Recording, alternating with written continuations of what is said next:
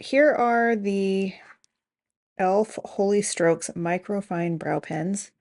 I did buy all the shades. When I originally was going to make a purchase of this, I was planning to just buy the cool tone shades, but I found it really difficult based on the swatches provided on the website to decide which ones to buy because they kind of all looked very similar to each other. And there were only a few more that I was not going to buy originally. So I just ended up adding all of them to the cart. And I thought I would show all of them to you so you guys would have an easier time choosing a color for yourself if you are interested in this product.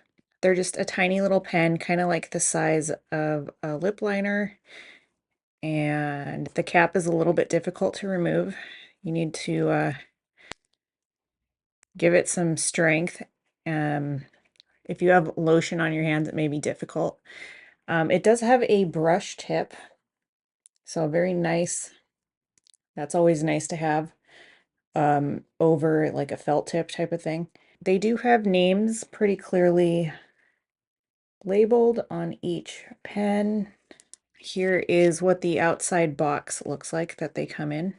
It's kind of a bulky box for the size of the pencil. So here's the quantity of product that is in the pen. It is pretty comparable to the quantity, for example, in the NYX Lift and Snatch brow pen. This one, I believe, has 1 milliliter, and this one has 0.7. So dollar-wise, the value is pretty good on these e.l.f. pens. Here are all the swatches together, along with a couple of comparisons. So blonde is a light brown with golden yellow undertones. Taupe is a light brown with olive undertones. Neutral brown is a medium brown with neutral undertones. Soft brown is a medium orangey brown. Auburn has very obvious reddish orange tones. Dark brown is a deep reddish brown, and espresso is a cooler to neutral, deep brown, almost grayish black.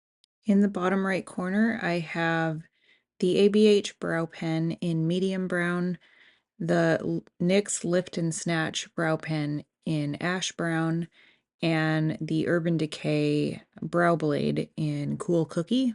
So I just wanted to kind of demo how these apply to the brows. The shades Taupe and Espresso might be a good combo. Taupe is the lightest cool tone shade and Espresso is the darkest cool tone shade. The other one that kind of seemed like a good match for me was Neutral Brown. But I want something a little bit more dimensional, so I don't know. Maybe I'll use the combo of the two on one brow and then like use the other one on the other brow or something. First up, I'm using Espresso, and I want to just apply this one on the outer parts and maybe a little bit along the bottom.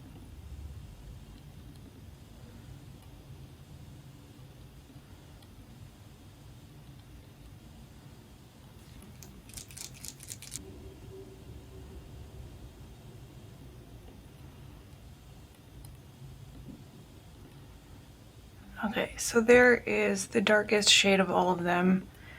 I feel like it's a pretty good match to the color of my brow hairs. It is a little bit dark, so it doesn't look like the most natural. Like, this is kind of what my natural brow looks like, and this is a little bit more intense. I kind of like that, especially if I'm wearing like a heavier eyeshadow look.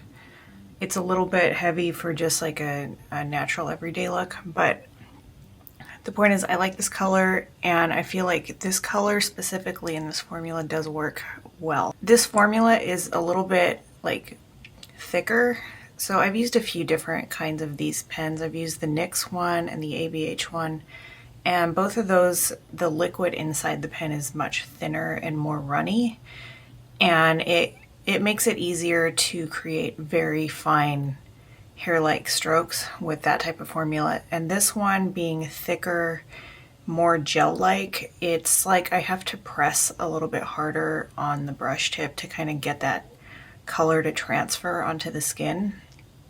And so what happens is I end up with thicker lines and I don't get those hair-like strokes as like thin and fine. In a way, I feel like that's kind of good in its own way, depending on how you want your brows to look. It's kind of more forgiving and slightly easier in a way with a formula like this e.l.f. one, but it's also, you have a little bit less control if you want like ultra control on how fine those lines are looking and how realistic of like a hair-like look it is. It's kind of difficult to control with this e.l.f. one. I can't get like a continuous line because it kind of, the brush tip kind of dries out or like runs out of product before I finish the line. Or it just doesn't transfer easily at all.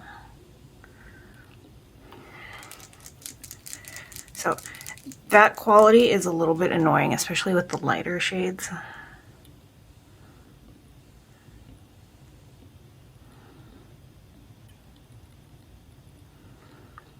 And with the lighter shades, I feel like what ends up happening is I just end up filling the brow in more than creating hairs.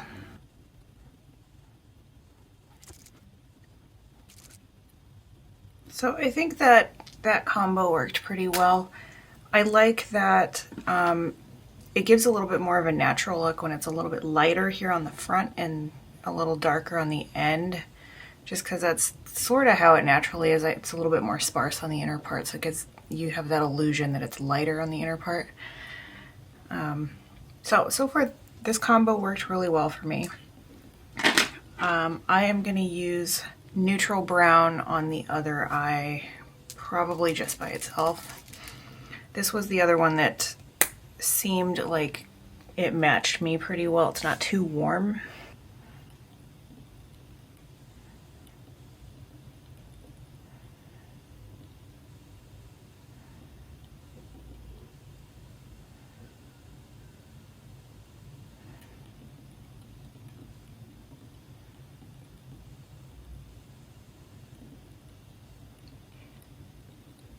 The color comes out pretty sheer, so I end up going over the same space like a few times to build up the color. It's a little bit easier in a way if you are not confident in like how you're placing color and you're afraid you might mess it up or kind of put color outside of the lines. Then it's a little bit more forgiving, and in that way it's easier to use, but it's just different. If you don't like having to spend the time building it up, that might be annoying. I like to use on this very bottom part because I'm missing a few hairs there, and I like to kind of fill it in. I feel like using a very dark shade tends to be more effective than using a shade like this, but I'm just going to go ahead and keep using this one. With my NYX brow pen, I feel like this upper part, I'm able to actually draw lines thin enough that actually resemble hairs, so I can kind of extend the thickness of the brow upward and have it look still realistic, but I can't really do that as well with this one.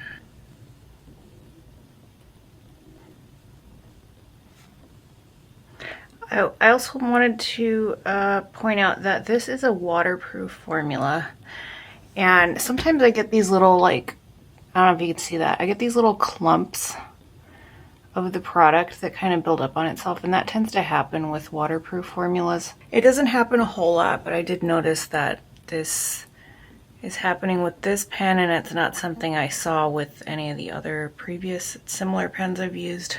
When I was swatching this, I didn't even realize it was a waterproof formula until I went to remove the swatches, and my makeup wipe was like not really just easily taking it off. I had to actually kind of scrub it off of my arm, which might be a good thing if you have an issue with like your brows rubbing off or something during the day. Yeah, it just kind of feels like I'm kind of brushing it over the skin and barely any color transfers.